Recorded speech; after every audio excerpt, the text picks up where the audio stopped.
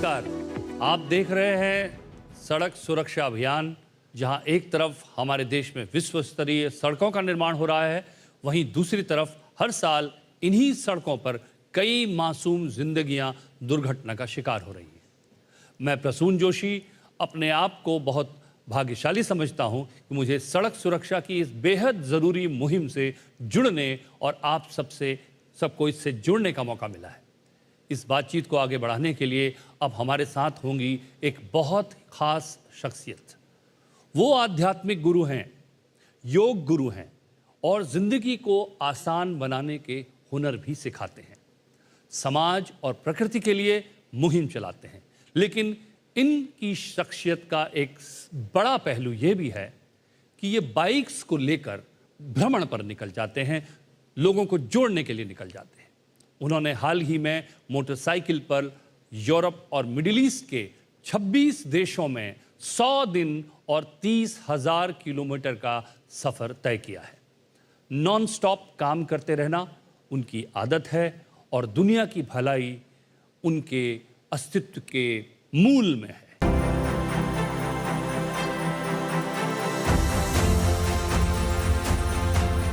I don't ride motorcycles for freedom. For me, when I was young, it was the most sensible way to see the world around me.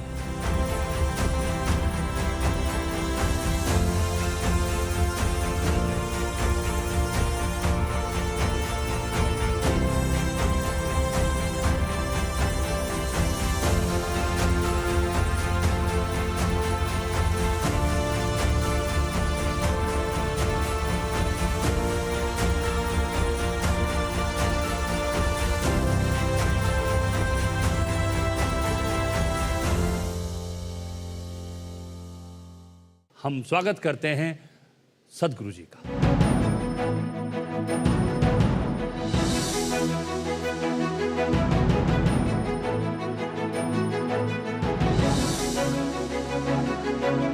नमस्कार सदगुरु। Namaskaram.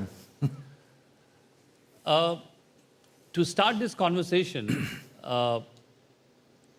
with your love of bikes, everybody is intrigued by your love of bikes. So how does this wandering mystic loves to explore the world, but loves to explore the world on bikes? Why bike, not anything else? Why not? There is a fashion of padayatra. There is a fashion. There could be Land Rovers and Jeeps and trucks but why bike, Satguru? Well, I rode a lot of motorcycles when I was young, but I crisscrossed India. But that time the machines were of a different kind and the roads, you couldn't call them roads, most of it. Yes. So after that, the last 30 years, I never ever even sat on a motorcycle. It's only when the Rally for Rivers came that people said, Satguru, why don't you ride? And I didn't even know if I can ride. 30 years, I've not sat on a motorcycle. Then in Bangalore city, I started riding and then I found I have not lost a day. So it was very much a part of me and then the pandemic came, everybody said keep social distance. So I thought riding fast enough on a motorcycle is the best way to keep social distance. So I rode all over America. I did 17 Native American nations and 20 US states. And then the the Save Soil movement came. You said, why not Padayatra? I thought about it. If I walk from London to Kaveri, going through Europe, Central Asia, Arabia and through India, that's sure death for me. I know that at this stage in my life. So the next option was to cycle. That also looked like a suicide to me. So I took the motorcycle.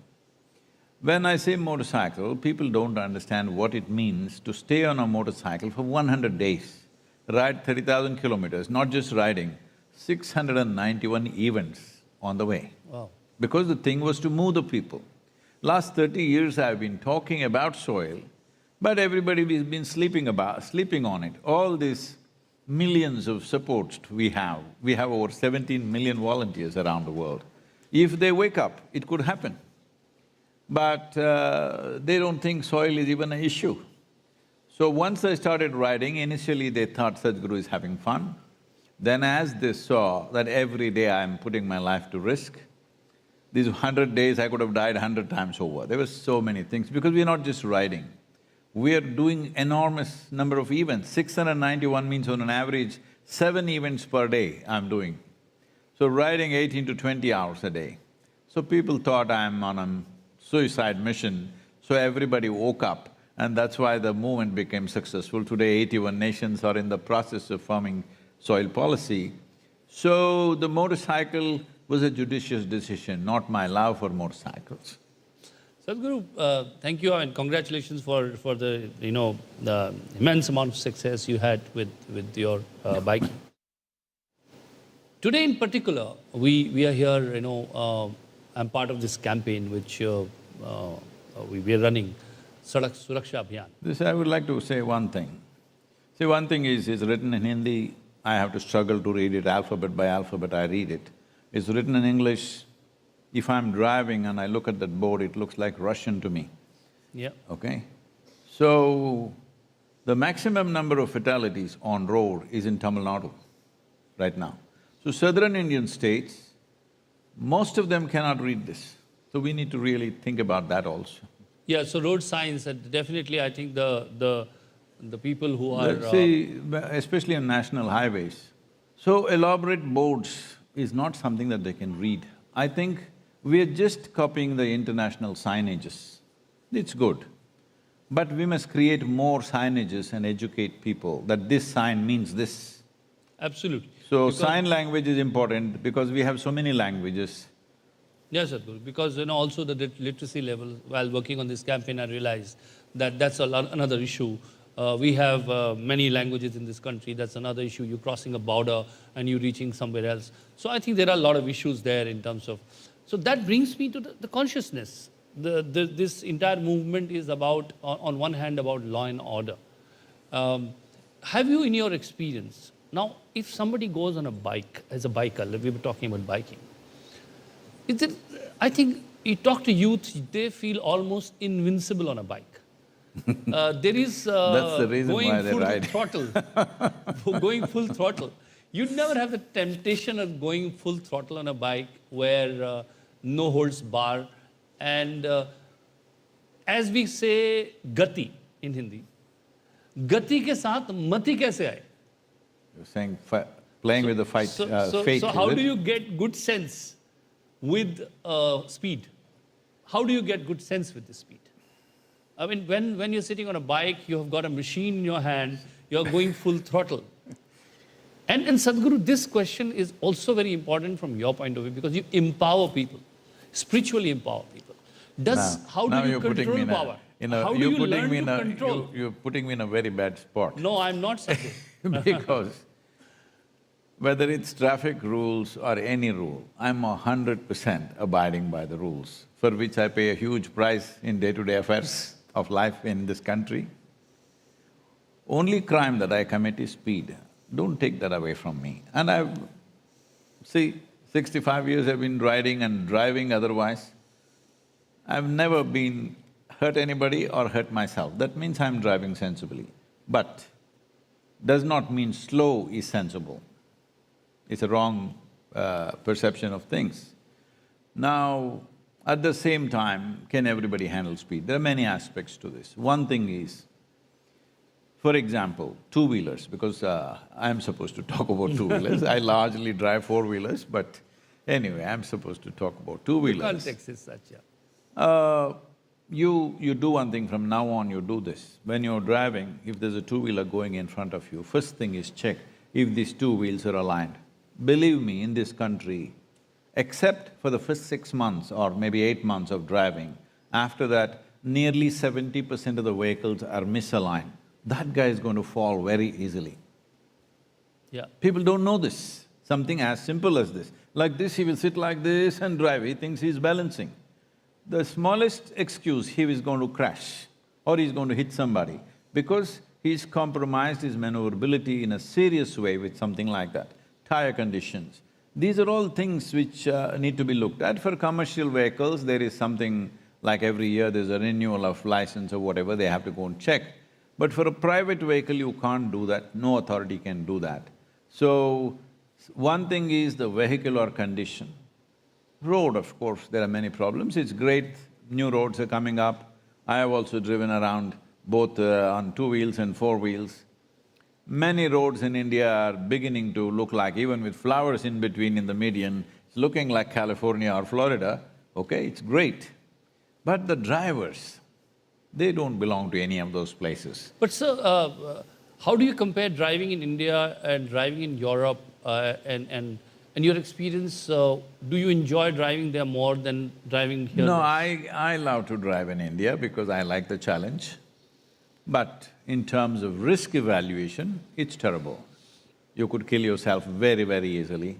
If not, it's another driver, it could be an animal, it could be anything, pothole or something can get you. Road humps are deadly dangerous because people who cross the road don't have the necessary awareness about their own life. You're putting road humps and road humps everywhere. Right now, we have road humps, even going to the yoga center, you've seen there are road humps. But now if any VIP comes, they will remove all the road humps. So they are not to be bumped around. But all of us are bumped around all the time. And you put up the road humps, usually village panchayat will put up the road humps. It is not in any way safe, those road humps. So these are the three aspects: the mechanical condition of the vehicle that you ride, the road condition, of course for a two-wheeler road condition is important, just this big stone can knock you off, and the condition of the drivers. See, it's very easy to do this. The government cannot do this. Let us say you allow NGOs and others to set up both training and certification for two-wheeler drivers. The license issuing the government can do, but if they're certified by an agency or an organization, they must naturally get the license from the RTO. If you make like that, we can make sure the quality of driver on the street is significantly improved. And even those drivers who have license, once in 5 years, they must go through this. It is necessary to do that because whichever way they learned driving in the beginning, see, how we used to drive in this country 30 years ago and how you need to drive today because of the roads, the vehicles which are much faster, and also the traffic, the volume of traffic that's on the road and the number of people who are walking on the street, everything has changed. So I'm saying how we were driving then, how we are driving now is very different because the conditions have changed completely on all levels. Vehicle has changed immensely, technology has changed, road condition has changed, the population and the traffic levels have changed. At that time, you could simply drive with your eyes closed because if you drive from Mysore to Bangalore at that time, we would meet 3 to 4 buses and maybe about 25-30 cars. Okay? Today, it's like city traffic from city to city. So how you drive has to change. So every 5 years, evaluation is needed. For example, for all the railway drivers who drive their engines, which is actually on a set track, every year they have to pass their visual test. Yeah. So, we heard Satguru, how Satguru is talking about how we should evolve over the years and what precautions we should take. We'll take a small break here and we'll resume our conversation with Satguru where we'll hear his experiences from him and take the conversation forward after this small break.